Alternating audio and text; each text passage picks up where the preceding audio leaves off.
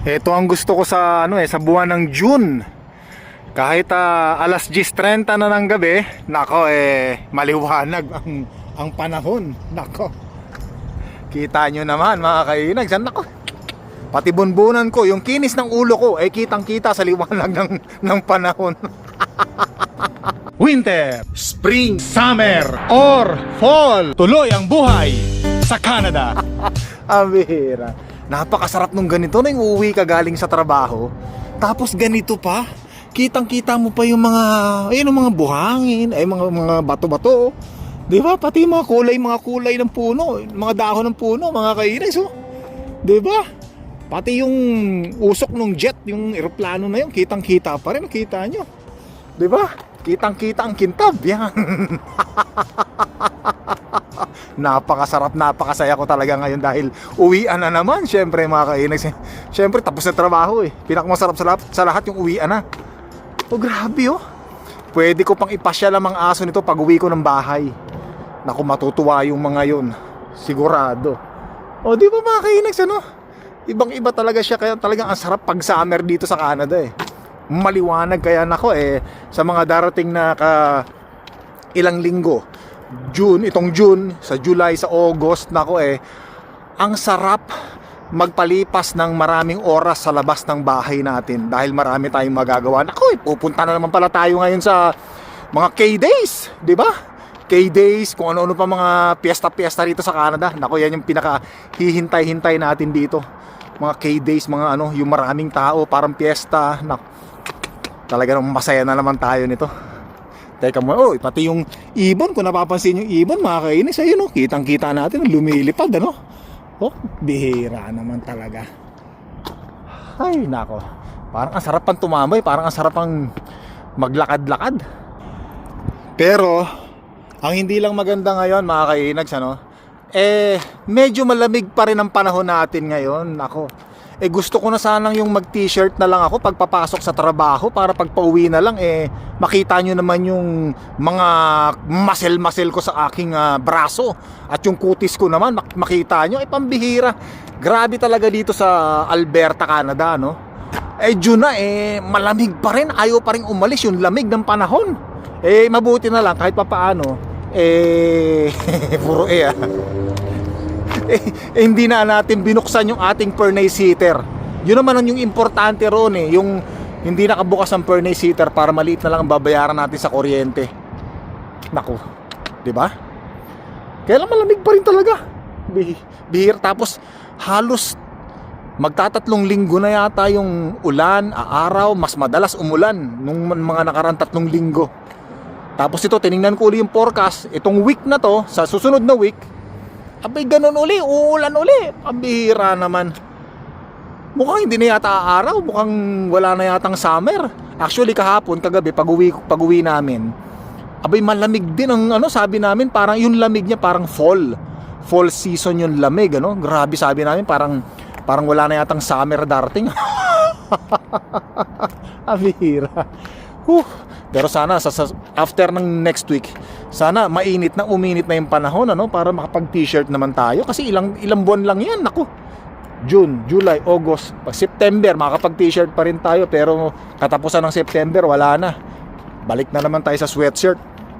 September, October medyo mainit-init pa rin ng konti yan, pero wala na yan, So mga tatlong buwan lang yung pagsuot natin ng t-shirt, mga short, tsinelas.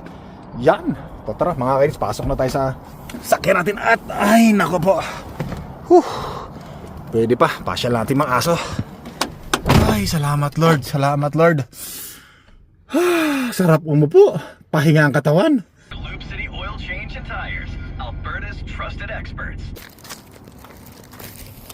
Halika na Sayon. Yun mga kainags, andito na tayo sa bahay at meron pa tayong time para ipasyal yung mga aso natin. Maliwanag pa ang panahon, grabe. Tsaka sarap maglakad-lakad, Kasi nakikita pa natin yung nakikita pa natin yung harapan ng bahay harapan ng nilalakaran natin, Ito muna, si Sayon muna yung inuna kong ilabas. Mamaya si Saya naman. Dito lang tayo sa malapit kasi medyo nag-aagaw na rin yung dilim, Grabe, ang dami ng lamok. So madilim-dilim na ngayon mga kainags, Kaya yung mga lamok umarangkada na. Etong si Sayon kinakagat na ng lamok. Tara, kailan papasyal pa natin si Saya. Saya, pag meron ka talagang aso mga kainags na alaga, no? Isang malaking responsibilidad din talaga. Kaya kahit minsan pagod ka na sa trabaho, pag uwi mo ng bahay mo, kailangan talaga ipasyal mo pa yung mga aso, no? Ako kahit pagod ako, talagang hindi ko kayang hindi pasyal yung mga aso, Kasi ewan ko, parang nafe-feel ko yung sarili ko sa kanila. Na, di ba, pagka tayo nakakulong ng maghapon lang sa loob ng bahay, nakakaburyong, di ba? So ganun din. Ganun din yung na ano ko sa mga aso na naiisip ko. So yun, kung napapansin niyo yung sasakyan na yun mga kainags, yung sasakyan na yun. Dito nga pala ako ngayon sa daan, gabi na. Ito yung bisikleta. Mag-alas 12 na ng gabi kasi kanina habang pinapasyal ko si Saya, tinawag ako noon, yung kapitbahay ko yun Tapos meron siyang sinusundan dalawang aso, mababait, friendly. Tapos sabi niya kung namumukhaan ko raw yung aso na yun kung sino may-ari. Mukhang nakawala yung dalawang aso. So yung isang kulay brown at isang kulay itim. Yung kulay itim, pinapasok niya doon sa sasakyan niya, sa truck niya. Pumasok naman, kaya lang yung kulay brown tumakbo. So ngayon, nagkasalubong kaming dalawa. Ako naman, gamit ko itong bisikleta, nakabisikleta ako mga kainis, hinahanap ko yung kulay brown or nagbabaka sakali ako na baka yung may-ari, naghahanap din, at least ma-inform ko siya. At least yung kulay itim na aso, nandun na, safe na, nasa sasakyan na nung kapitbahay ko. Kaya ngayon, ito hinahanap ko kasi siyempre mga kainis, mahirap mawala ng aso, grabe. Alam ko yung pakiramdam ng mawala ng aso. 'Di ba si Sayon nakawala dati, mabuti na lang nakita nung kapitbahay ko at yung kapitbahay ko inano sa bahay namin, nag-text kasi merong dog tag si Sayon, nakalagay yung number niya roon, yung pangalan ni Sayon at yung number na contact nakalagay doon sa dog tag niya, kaya na-contact niya yung panganay na Princesita, kaya nakuha namin si Sayon. Saan kaya rito yung aso na yun? Kawawa naman yun. Pero kung pumasok na siya doon sa loob ng sasakyan ng truck kanina nung pinapapasok, ay okay na, safe na rin siya, Sana meron siyang dog tag para makontak yung may-ari or meron chip sa katawan niya, para malaman kung sino talaga may-ari, kung saan siya nakatira. Kasi yung yung mga aso natin, merong mga chips yun sa katawan nila. Tsaka may dog tag rin. Para malaman kung sino para malaman yung contact namin kung sakaling mawala. Wag naman sana. Tumatawag pa si Mahal na Reyna, magpapasundo na. Kawawa naman yung aso na yun. Sana kung araw lang Ang nakakaano nun, yung may-ari, syempre hindi makakatulog yun mga kainags, Hindi makakatulog yung may-ari na yun. Kakahanap nung kakaalala sa aso niya, or ang masama niyan, baka hindi niya pa alam na nakawala yung mga aso niya. Sinundo na po natin si Mahal na Reyna. Tapos hindi ko na nakita yung aso kanina na nawawala mga kainags, Meron kasi nawawalang aso. Kanina. Hindi ko alam, yung kapitbahay kasi natin, nakita niya may dalawang aso na pagalagala, sinusundan niya. Tapos habang pinapasyal ko si Saya, nakita niya ako. Tinatanong niya kung nare-recognize ko raw yung mga aso na nawawala. Sino nagtanong? Yung kapitbahay natin isa. Pero yung isa, yung asong itim na nakawala, nakuha niya na doon sa bahay niya. Nag-usap na kami.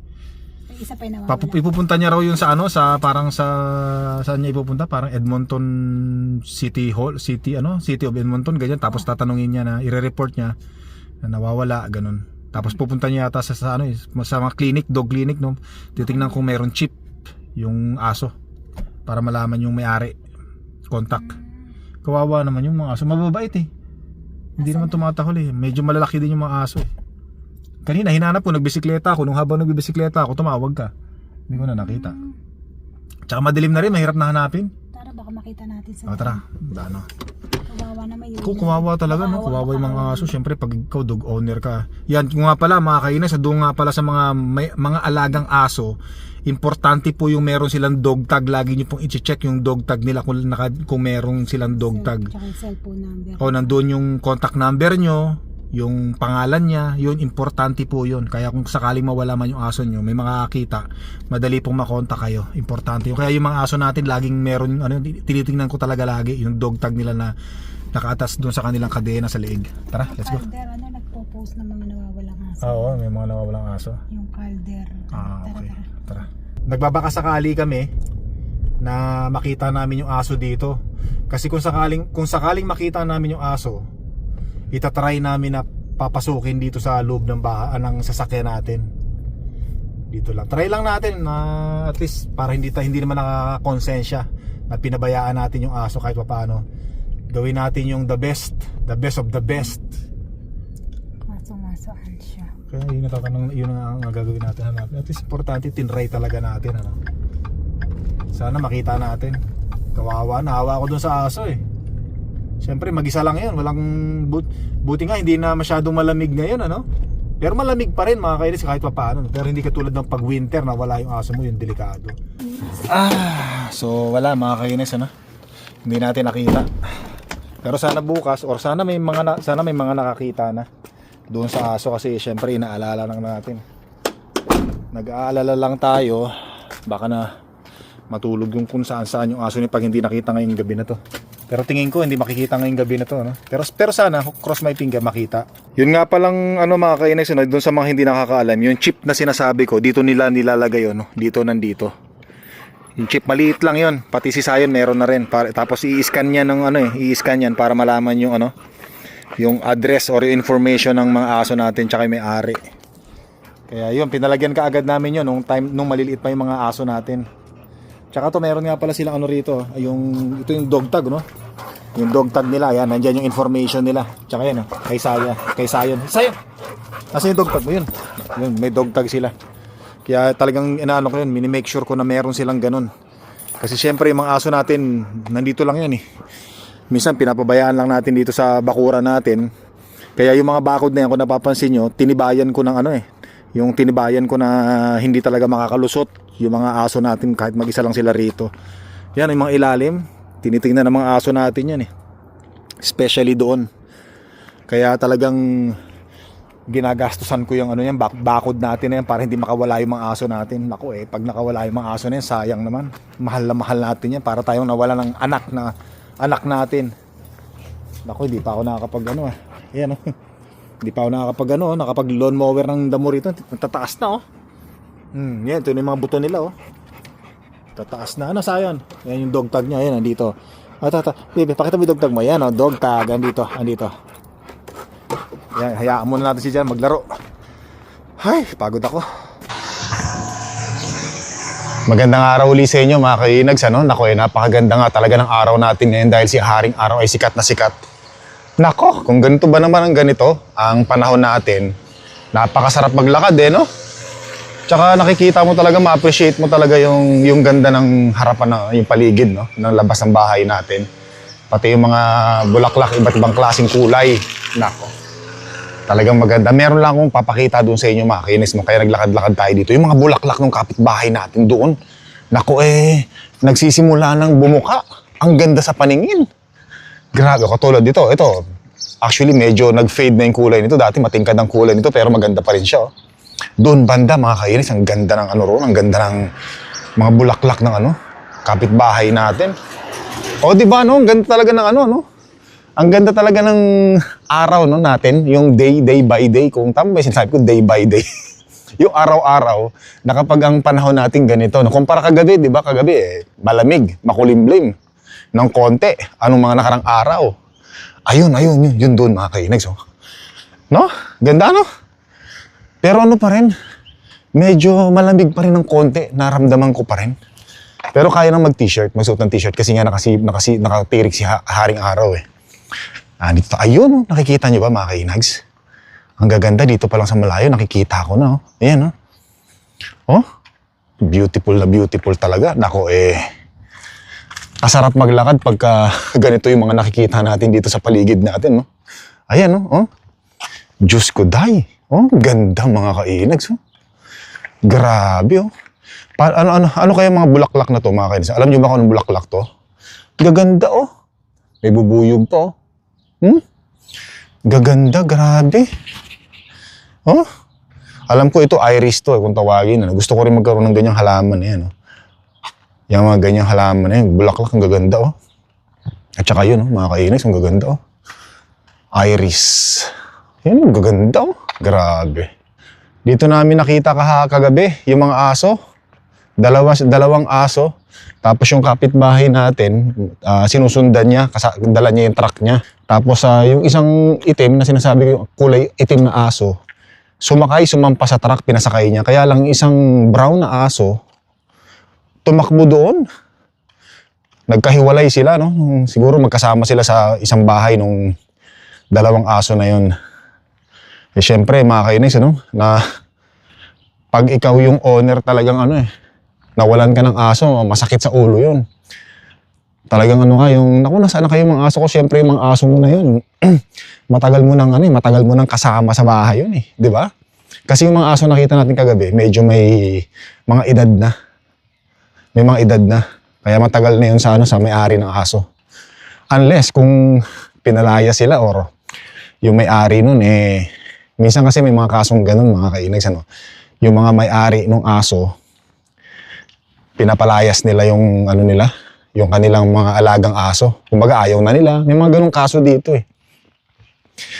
Inaabandon na nila, mga ganun. Unless kung ganun. Pero kung mahal na mahal mo yung aso mo, talagang sila yung nagbibigay sa'yo ng kaligayahan, yung stress reliever, yung bang tuwing uwi ka ng bahay mo, sasalubong sa'yo, masaya. Tapos biglang mawawala. Yun, masakit sa ulo yun. Hindi ka makatulog. Kaya yung iba rito naglalagay ng sa mga poste, yung mga missing dog, yung mga animal, mga pusa, mga aso. Naglalagay sila ng ng mga picture ng aso na yon nila na nawala sa mga poste. Yung iba nga nagbibigay pa ng reward. Pag nakita mo tapos nabigyan mo sila ng information, ganda ng bulaklak. Pag nabigyan mo sila ng information, bibigyan ka nila ng reward. Ganon. Kaya ako sabi ko, Panginoon, wag naman sana mawala yung mga aso. Kaya ang ginagawa ko talaga ay make sure yung mga bakod, talagang ini-inspection ko yan, yung mga bakod natin. Kasi lumulusot yung mga aso natin doon eh. May makita lang na isang butas yan. Palalakihin ng mga butas eh. Tsaka yung naghuhukay ng mga lupa. Pag lumalim yun at nakalusot na sila doon, wala na. Nakalusot sila sa kabila. Wala na. Yung mga aso pag nakawala ng kulo ng bakura natin yan, kung saan napupunta yan, mag-i-enjoy sila. Kakalakad ng kakalakad, enjoy yan. Tatakbo ng tatakbo hanggang sa mamalayan nila Naliligaw na sila. Yan yung kapitbahay ko na katulong ko kahapon, yung nakakita. Ayun yan, ito. Yun yung truck na ginamit niya. Yan mga kainags. Yeah, yung aso na yun, yung itim, yung pinakita ko sa inyo, yun yung nawawala, nawawala kagabi, na save niya, yung kapitbahay natin. Tapos kaya lang yung isang brown na aso, yun yung nakawala, yun yung hinahanap natin. Actually hanggang ngayon, naglakad-lakad ako, tinitingnan ko baka maispatan natin Tapos nireport na raw nila na nawawala. Tuwan-tuwa naman yung isang aso nila kasi may kasama na raw. Pero hinahanap pa rin nila yung may-ari. Tinitingnan nila kung anong possibilities. Pero na-report na raw nila yung nawawalang aso. Just in case na mayroong maghanap. Naikwento niya rin pala sa akin na parang pinicturean niya yung aso na yun, yung kulay itim. Para magpiprint siya. Tapos ipopost niya sa mga poste na nakalagay doon, lost and found. At siyempre, para yung may-ari ng aso, nakitang yung post na yun. O edi malalaman nila, madali nila makuha ko yung aso nila. Dito tayo sa pharmacy natin. Mauubos na kasi yung aking allopurinol mga kainags malaki na itutulong sa atin nun para hindi mag-trigger yung pagtaas ng uric acid natin. Yung uric acid ko lang pala. Laking tulong yun. Although nakakaramdam-ramdam lang naman tayo ng paramdam ng gout, pero hindi tumutuloy. Napupuksa niya siguro. Tsaka syempre kailangan din talagang umiwas sa mga bawal. Mga bawal, yung mga masasarap na bawal. Bawal pero masarap. Yan, dito muna tayo. 2 araw ko nang hindi nakukuha nandito na siguro. Baka binalik na nila sa sa lagayan Dito tayo. Yan. Ang binayaran ko lang ay $1.50 kasi meron tayong benefit sa trabaho mga kainags. Ano? Malaki na tipid natin dahil sa benefits natin. Isang buwan ulit ito, isang buwan na inuman itong allopurinol. Umiinom ako ng allopurinol sa gabi para mas effective siya kasi usually yung mga trigger, yung pag-trigger ng gout, minsan umatake yan, ano eh. Trigger na, atake pa yan. Umatake yan pagkagising mo sa umaga. Di ba? Kaya para sa akin lang naman, ganun ang gusto ko. Inom ako sa gabi para mas ano, para sa akin, no? Mas powerful siya habang natutulog. Hindi mamumuo yung mga kristal sa joints or sa heel, sa ano natin, sa ating sakong ng paa. Para sa akin lang naman yun. Yung iba umiinom siguro sa umaga, pero umiinom ako nito pagkatapos kumain. Importante may laman ng tiyan. Yan. Ay, nako po. Salamat Lord. May bala na naman tayo. Meron nga palang nagtatanong, ano, si Paul Dennis Pasio, kung ano raw yung pabango ko na pinakita ko noong nakarang vlog natin, yan. Hindi ko po alam kung ano to, basta ito lang po siya, oh. Aqua di Gio Profondo. Yan, pabango ko. Marami kasi akong pabango klase. Ito po ay regalo sa akin ni Mahal na Reyna. Yung regalo sa akin ng bunsong prinsesita, iba din, mabango din yun. Sobrang bango. Marami ang pabango kasi gusto kong maging mabango eh. Syempre, alam nyo naman, gusto kong maging mabango eh. Kahit man lang sa pabango makapuntos tayo. Yan. Tara, bili muna tayo ng kape. At nagpapabili rin yung panganay na prinsesita natin ng ice cup para sa mainit na ang panahon ngayon. Yeah. Dito na tayo sa Tim Hortons, no? Araw nga pala ng day off natin ngayon, kaya masayang-masaya tayo. Ganda ng panahon pa. Can I get a large Americano hot please and one medium ice cup? Large Americano and a medium ice cup. Anything else for you? That's everything, thank you. Come on up, thank you, my dear. Okay. Ayan o, ito yung ice cup para sa panganay, para sa akin. Yung kay Mahal na Reyna, tinanong ko siya kung anong gusto niya. Ayaw niya raw. Meron daw siyang sariling kape. Yung bunso naman natin, pumasok na po sa trabaho kaya wala. Ganda talaga ng araw. Oh. Kita nyo naman yan. Oh. Nako po, Diyos ko po. Kunin natin yung kape natin. At teka muna. Coffee? Nako, nagluto si Mahal na Reyna ng bagong luto. Kumukulo-kulo pa mga kainags. Oh. Talbos ng kamote, salmon, sinigang. O ito na nga pala yung kawali natin. Oh. Meron nag-comment hindi raw natanggal yung yung tag. Ganda, ang sarap paglutuan talaga ng kawali na nabili natin sa Lucky Supermarket, no? Talagang panalong-panalo, sulit na sulit. Talagang ganadong-ganadong magluto siya na eh. Si Mahal na Reyna sa kawali na yan, grabe. Sobrang kapal kasi kumpara sa mga kawali dito sa Canada, no? Tsaka meron nagsabi baka daw hindi tumalab yung init nung stove natin dito. Hindi po, pasok na pasok po. Talagang lutong-luto. Oh. Galing ang luto ni Mahal na Reyna. Si Mahal na Reyna. Ito. Tapos may basura, nakakit maamoy na. Nagbablog ako, baka sabihin nila, inutusan mo lang ako. Sandali, sundin natin si Mahal na Reyna. Sandali lang mga inis. Tapon nga natin. Oh. Puno-puno na. Yung isa pa dyan, ma. Wala na laman isa. Yung isa, sandali lang. Isa lang muna, no. Tapon ko muna to. Yan. Nako po, ganda ng panahon. Talaga naman. Nako, kailangan ko palang ito yung natin, tataas na, oh. Oh, grabe. Oh, Mahal na Reyna. Andito na, inahatid na kita. Uy, tika mo lang, kiss muna. Kiss pa. Kiss mo ito, pambihira na. Iyak pa sa camera, pambihira ka. Iyak. Yan ang laki ng Bye-bye.